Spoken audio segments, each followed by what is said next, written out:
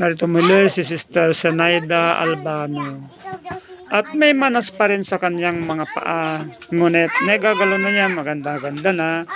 Ngunit may nakakaramdam pa rin siya ng sakit sa kanyang mga talampakan at binti.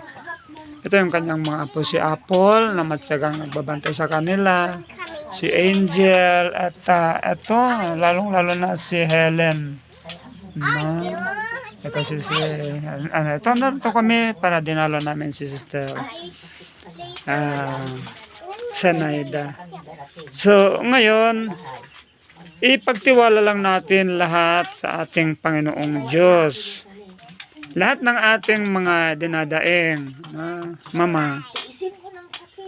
Lahat ng ating karamdaman, ibigay natin sa Panginoon. Idaing natin sa Panginoon upang tayong lahat ay makadama ng kanyang pagmamahal. Mama, mag-pray tayo, Mama. Ha? Tapos na?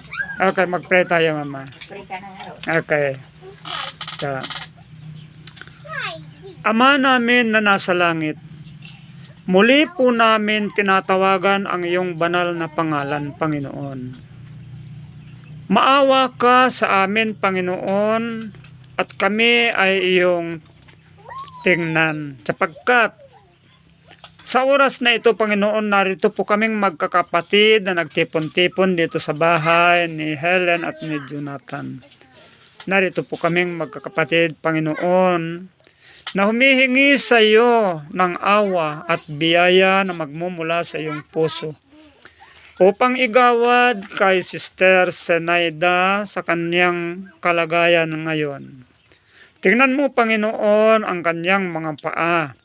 Bagaman nakakaramdam na po siya, Panginoon, ng bagyang ginhawa, ngunit hinihingi namin na loobin mo sana, Panginoon, na siya ay muling makalakad, mapasigla, manumbalik ang kanyang kalusugan at ang kanyang kasiyahan upang madama niya, Panginoon, ang lalong kadakilaan ng iyong pag-ibig, ng iyong pagmamahal upang makayanan kanyang sambahin, Panginoon, ng buong kagalakan. Tulungan siya, Panginoon, at alagaan siya sa kanyang pagtanda.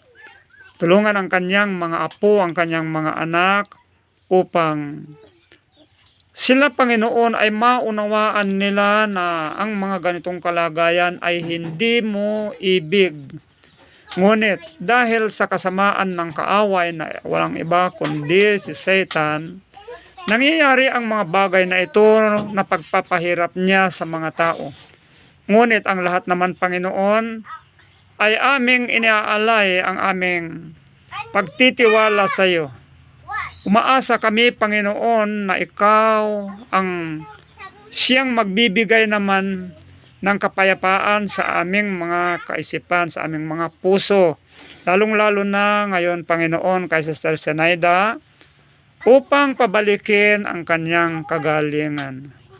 Ipaghanda lahat, Panginoon, ibigay sa kanila ang lahat ng mga pangangailangan. Tulungan mo si Jonathan sa kanyang trabaho at lahat sila, Panginoon, ay tulungan, lalong-lalo na rin sa mga bata.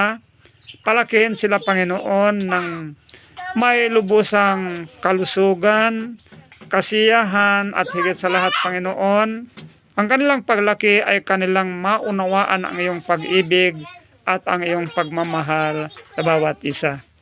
Panginoon, ang lahat ng ito hiningi namin sa iyo, na kami lubusang nagtitiwala at sumasampalataya lamang sa pamagitan ng pangalan ng aming tagapagligtas na si Jesus.